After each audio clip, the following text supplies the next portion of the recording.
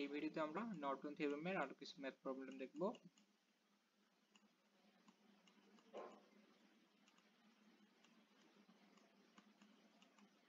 তো আমরা আজকে দেখব এক্সাম্পল নাম্বার নর্টন থিওরেমের উপর 4.13 নম্বর। আচ্ছা, তো দেখো এইটা আমরা আজকে সলিউশন করব। সো 4.13 নম্বর প্রবলেমটা দেখি। তো আমাদের এখানে একটা রেজিস্ট্যান্স আরো একটা রেজিস্ট্যান্স এবং আরো একটা রেজিস্ট্যান্স আছে। তো এই হলো আমাদের রেজিস্ট্যান্স। তারপর এখানে একটা সোর্সের মান দেওয়া আছে 12 ভোল্ট। তারপর এখানে টার্মিনাল পয়েন্ট দেওয়া আছে AB, এখানে 6 ওহম, 3 ওহম, 2 ওহম, আর এখানে কিছু রেজিস্ট্যান্স দেওয়া আছে। এখানে একটা কারেন্ট সোর্স, আচ্ছা এখানে 2 অ্যাম্পিয়ার, 12 ওহম, আর এটা 12 ভোল্ট। তো এখানে টার্মিনাল পয়েন্টে লোড রেজিস্ট্যান্স RL দেওয়া আছে। আচ্ছা, তো এখন এখান থেকে ডিটারমাইন করতে বলছি কি, ফাইন্ড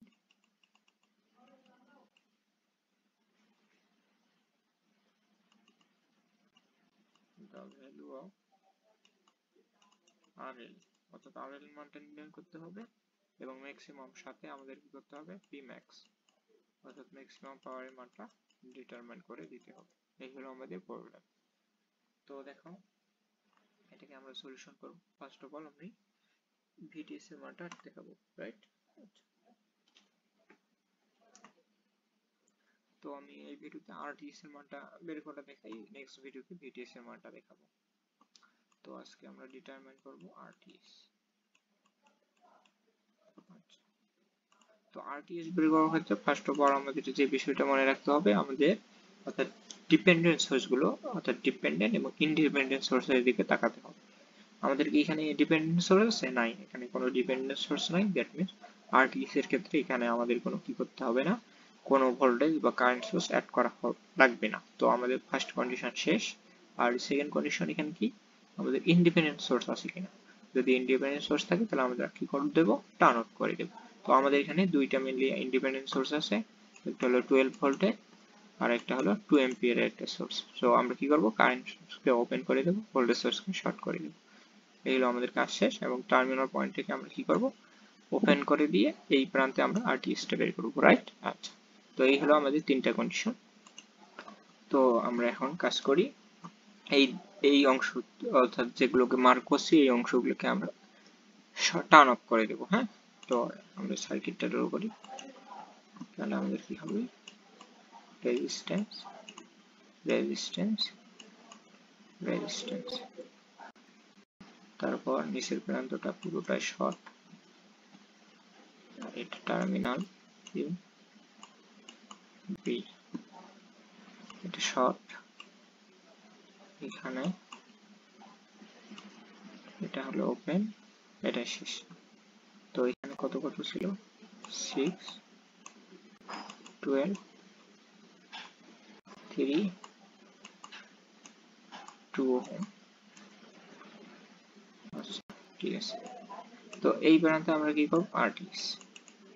তো RTS বের করার ক্ষেত্রে আমরা কি করতে হবে, তো দেখো একটু লক্ষ্য রাখবা এই সার্কিটটা। তো দেখো একটু মার্কিং করে দিই আগে। হ্যাঁ, দেখো এই পুরো প্রান্তটা যেটা মার্কিং করতেছি, হ্যাঁ এই পুরো প্রান্তটা আমাদের কি একটা এক প্রান্ত না, এদের মধ্যে কোনো ব্রাঞ্চ আছে? নাই। দ্যাট মিন্স এই পুরোটা কি আছে, সরি এই পুরোটা আমাদের কি আছে, একটা না, এদের কোনো ব্রাঞ্চ নেই। হ্যাঁ, এটা পুরোটা একটা একটা পথ না, সবগুলোর নাম এক। যদি আমি নাম দেই, হ্যাঁ এটা এ, এটা ওই, এটা ওই, সরি এটা তো বি দেওয়া আছে অলরেডি, নাম তো দেওয়া আছে অলরেডি।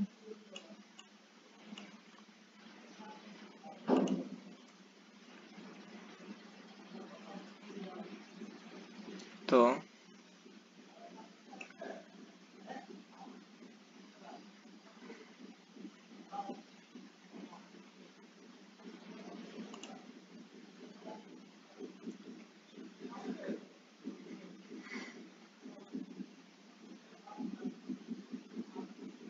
Wait a moment.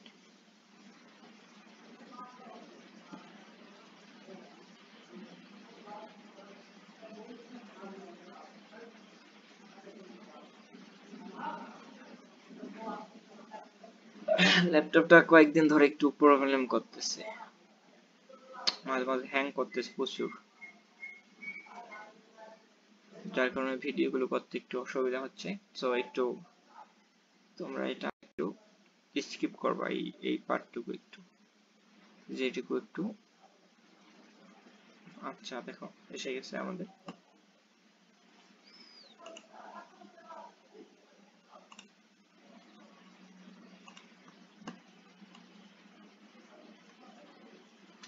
আচ্ছা তাহলে এই পুরো পথটা একটা না? হ্যাঁ, আবার এটার নামগুলো দিই। এটা হলো বি প্রান্ত, এটা বি, এটা তো বি, আর এটা ধরলাম কি সি প্রান্ত ধরলাম। তাহলে দেখো এ এবং সি এর মাঝে, সরি বি এবং সি এর মাঝে কয়টা রেজিস্ট্যান্স আছে? একটা হলো 6, একটা আছে 12, দ্যাট মিন্স এগুলো প্যারালাল, রাইট?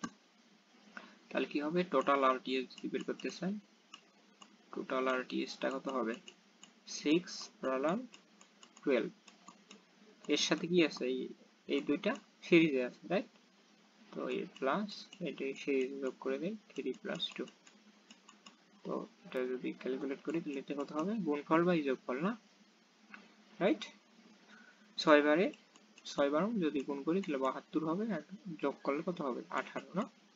হ্যাঁ, আর এটা যোগ করলে 5, তাহলে কত হবে, 4 72, 4 প্লাস 5, দ্যাট মিন্স আমরা পেয়ে যাব 9। এই হলো আমাদের আরডিএস বের করা। সো এটা আমাদের একটা অ্যান্সার। সো আই থিঙ্ক আমি এইটুকু বোঝাতে পেরেছি। আমরা নেক্সট ভিডিওতে ভিডিএস বের করা দেখবো, রাইট? আচ্ছা, that's it for today. Allah Hafiz.